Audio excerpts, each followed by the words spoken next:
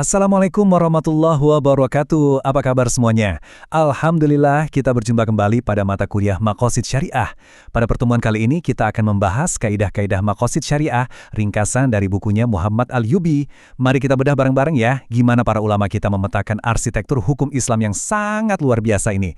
Sebagai seorang pembelajar, kita tentu nggak mau sekedar menghafal teks secara buta, tapi kita mau memahami apa sih sebenarnya logika agung di balik teks-teks tersebut. Selamat datang rekan-rekan mahasiswa S1 sekalian. Kalau kita bayangkan sebuah kubah bangunan yang utuh dan megah, kita bisa langsung menangkap satu ide penting.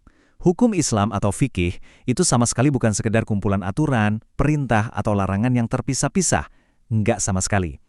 Hukum Islam itu adalah sebuah mahakarya arsitektur, sebuah blueprint yang sangat terstruktur dan direkayasa dengan super teliti oleh Sang Pencipta. Buat apa? Pastinya untuk memastikan kesejahteraan dan kemakmuran kita sebagai umat manusia.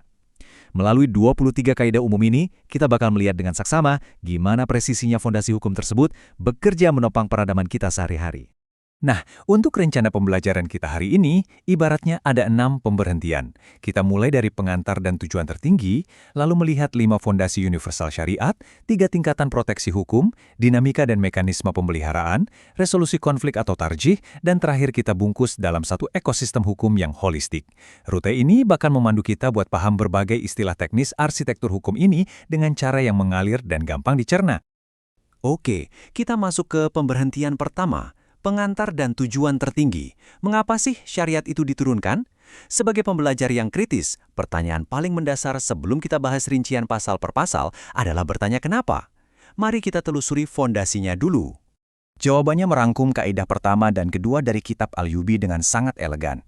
Coba perhatikan baik-baik. Syariat itu nggak diturunkan dalam ruang hampa, rekan-rekan. Tuhan sang pembuat hukum gak bikin aturan tanpa alasan yang jelas. Segala sesuatu, entah itu suruhan yang wajib kita kerjain, larangan yang membatasi ruang gerak kita, atau bahkan kebebasan memilih yang dikasih ke kita, semuanya itu mutlak bermuara pada satu titik pusat, kemaslahatan hamba. Intinya, syariat ada buat menuhin kebutuhan dasar kita dan melindungi kita dari berbagai ancaman. Semuanya demi kebaikan manusia itu sendiri. Lanjut ke bagian kedua. 5 fondasi universal syariat, atau bahasa teknisnya Al-Kulliyat Al-Khamsah.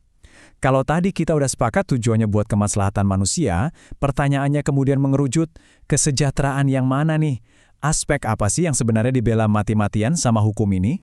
Nah, kaidah kelima menjelaskannya lewat 5 pilar bangunan yang sangat brilian. Ini dia, tiang pancang peradaban kita. Urutannya dari kiri ke kanan, ada agama, jiwa, akal, keturunan, dan harta. Ini bukan sekedar daftar acak ya. Semua instrumen syariat itu secara spesifik dirancang untuk mempertahankan kelima fondasi ini dari kepunahan. Bayangin aja, kalau salah satu pilar ini retak atau sampai runtuh, ya runtuh juga stabilitas peradaban kita.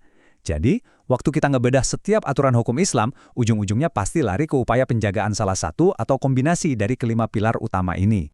Masuk ke bagian ketiga, 3 tingkatan proteksi hukum. Setelah kelima pilar tadi berdiri tegak, gimana cara syariat nentuin prioritas perlindungannya di lapangan? Tentu nggak semua hal punya bobot urgensi yang sama kan? Makanya, hukum ini bekerja dengan sebuah hierarki kebutuhan yang sangat rasional. Kalau kita memvisualisasikannya dalam bentuk piramida, semuanya jadi sangat logis. Ada 3 level maslahat. Paling bawah, fondasi beton yang paling esensial. Itu namanya daruriyat. Harga mati. Kalau elemen ini hilang, kehidupan manusia langsung hancur total. Terus, naik satu level ke tengah ada hajiyat. Ini kebutuhan sekunder. Kalau ini nggak ada, kita mungkin nggak langsung mati, tapi hidup bakal terasa sempit, susah dan menderita banget. Nah, paling puncak ada tahsiniyat. Ini soal etika, adab, kelayakan, dan estetika yang menyempurnakan hidup kita supaya lebih terhormat. Syariat itu selalu kerja sistematis. Dia amankan dulu fondasi daruriyat, baru pelan-pelan bangun puncak piramidanya. Oke, keempat.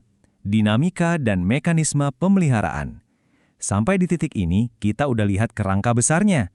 Tapi pertanyaannya, gimana bangunan mega ini dijaga dan dirawat dari hari ke hari dalam realitas kehidupan kita?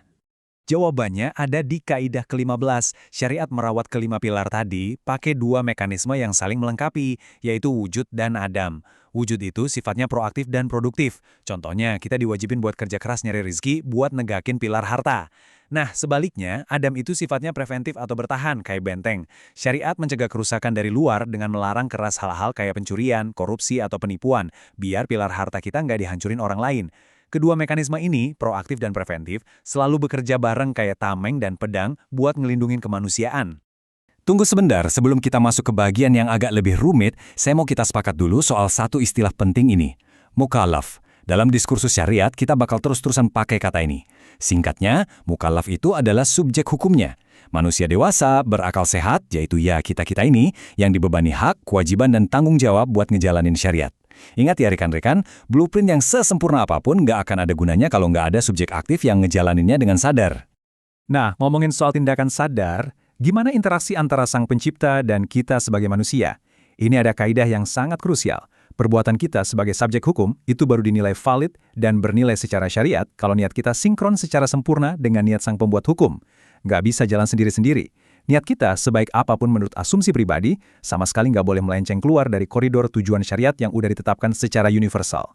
Dan hal itu nyambung banget sama batas otoritas di Kaidah 18, 19, dan 20. Memang betul, akal manusia itu fitrahnya selalu berinovasi nyari kesejahteraan.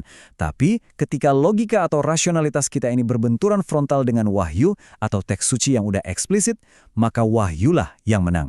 Logika kita yang harus menyesuaikan atau bahkan batal kalau bertentangan. Kenapa? Karena pandangan wahyu ilahi itu sejatinya udah mencakup kalkulasi masa depan yang luar biasa kompleks, jauh menembus batasan akal rasional kita saat ini.